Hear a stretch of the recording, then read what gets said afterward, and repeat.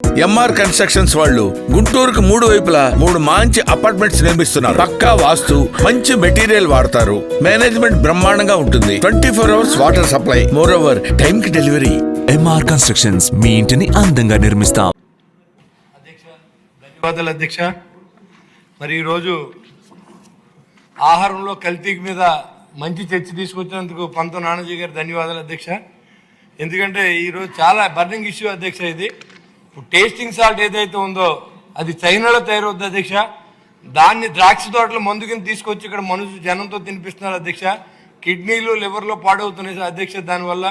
మరి దాని మీద ఎలాంటి యాక్షన్ తీసుకోవాలనేది మంత్రి గారు ఇప్పుడు ఇంతకుముందు తీసుకున్నా లేకపోయినా ఎక్కడి నుంచైనా ప్రజల ఆరోగ్యాన్ని కాపాడవలసిన అవసరం మనకు ఉంది అధ్యక్ష. అదేవిధంగా ప్రతి హోటల్లోనూ టేస్టింగ్ సాల్ట్ ఉంది అధ్యక్ష. అదేవిధంగా కలర్స్ కూడా వాడుతూ ఉన్నారు అధ్యక్ష. దాని మీద ఏ యాక్షన్ తీసుకోవాలనేది కూడా ఆలోచన చేయమని నేను కోరుతున్నాను. పాలల్లో కల్తీ అధ్యక్ష. మనం ఇక్కడ పెరుగు తిన్నాం అధ్యక్ష మనమే. దాంట్లో ఎప్పుడైనా టేస్ట్ కనీసం ఉందా అని అడుగుతున్నాను అధ్యక్ష. దాంట్లో కూడా యూరియా కలుపుతున్నారు, నూనె కలుపుతున్నారు అధ్యక్ష. కాబట్టి దాని మీద కూడా యాక్షన్ తీసుకోవాలి. అదేవిధంగా చేపల చెరువులో కూడా మరి ఏదైతే మనం తిని ఫిష్లో కూడా కల్తీ అధ్యక్ష. దాంట్లో గొడ్డు మాంసాన్ని, పశు వ్యర్థాన్ని కలుపుతున్నారు అధ్యక్ష. ఇవన్నీ తెలియనట్టుగా మరి అధికారులు ఎవరో పట్టించుకుంటారు అధ్యక్ష.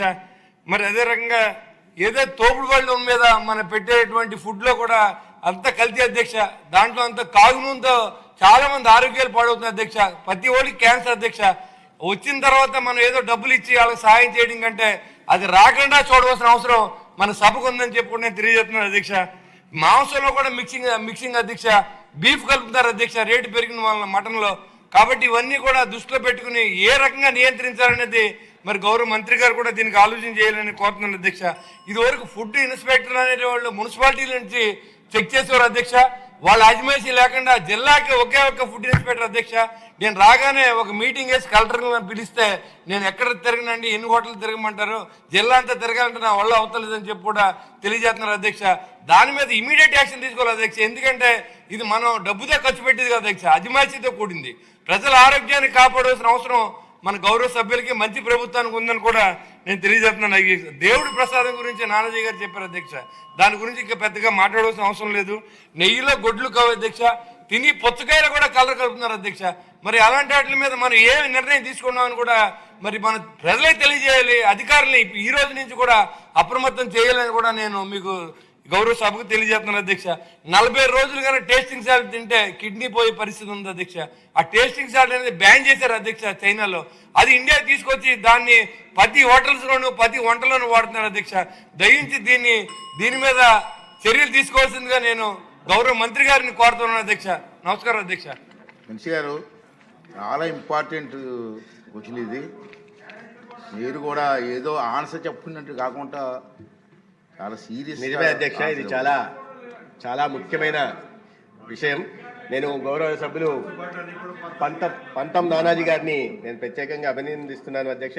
చాలా ముఖ్యమైన ప్రజల ఆరోగ్యానికి సంబంధించిన చాలా ముఖ్యమైన ప్రశ్న అడిగారు. అదేవిధంగా బొలిశెట్టి శ్రీనివాసులు గారిని కూడా నేను అభినందిస్తున్నాను అధ్యక్ష. మీకు అందరికీ తెలిసిందే అధ్యక్ష, ఇవాళ ప్రజలు అనారోగ్యం బారిన పడడానికి, ముఖ్యంగా క్యాన్సర్ కేసులు పెరగడానికి 2022 ఒక్క సంవత్సరంలోనే కొత్త కేసులు 75,000 క్యాన్సర్ కేసులు వస్తే దాంట్లో 42,000 మంది చనిపోయారంటే ఎంత తీవ్రత ఉందో అర్థం చేసుకోవాలి అధ్యక్ష. దీనికి ప్రధాన కారణం ఒకటి జీవనశైలి అయితే, రెండోది ఆహారపు అలవాటు కూడా అధ్యక్ష. కల్తీ ఆహారం తినడం వల్ల క్యాన్సర్ కేసుల సంఖ్య కూడా రాష్ట్రంలో పెరుగుతుంది. ఇతరత్ర హైపర్ టెన్షన్ కానీ, డయాబెటీస్ కానీ, లేదా కిడ్నీ కానీ, లేదా కాలేయం దెబ్బతింటున్న కేసులు కూడా చాలా వస్తున్నాయి అధ్యక్ష. దీని గురించి నేను ఏదో విమర్శ చేయడం కాదు కానీ అధ్యక్ష, వీటి మీద దృష్టి పెట్టాల్సిన గత ప్రభుత్వం పూర్తిగా దీన్ని వదిలేసింది అధ్యక్ష. వదిలేయడానికి కూడా నేను చెప్తాను అధ్యక్ష, ఏ రకంగా వదిలేసిందనే విషయాన్ని కూడా కాస్త సభ్యుల దృష్టికి తేవాలనుకుంటున్నాను. ఏ విభాగంలో కల్తీ లేకుండా ఏ విభాగాన్ని కూడా వదలలేదు గత ప్రభుత్వం. ప్రతి దాంట్లో కల్తీ తీసుకొచ్చే ప్రయత్నం చేశారు.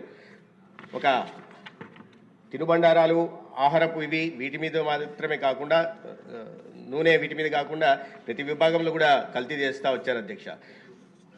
వీళ్ళు ప్రధానంగా అధ్యక్ష 5 సంవత్సరాల పాటు వీటి మీద దృష్టి పెట్టలేదనడానికి ప్రధానం నేను ఒక ఇది చెప్పదలుచుకున్నాను అధ్యక్ష. రాష్ట్ర విభజన జరిగిన తర్వాత హెడ్ క్వార్టర్స్లో, ఐపీఎం హెడ్ క్వార్టర్స్లో 279 మంది స్టాఫ్ ఉండాల్సి వస్తే కేవలం 6 మంది మాత్రమే ఉన్నారు అధ్యక్ష. కేవలం 6 మంది మాత్రమే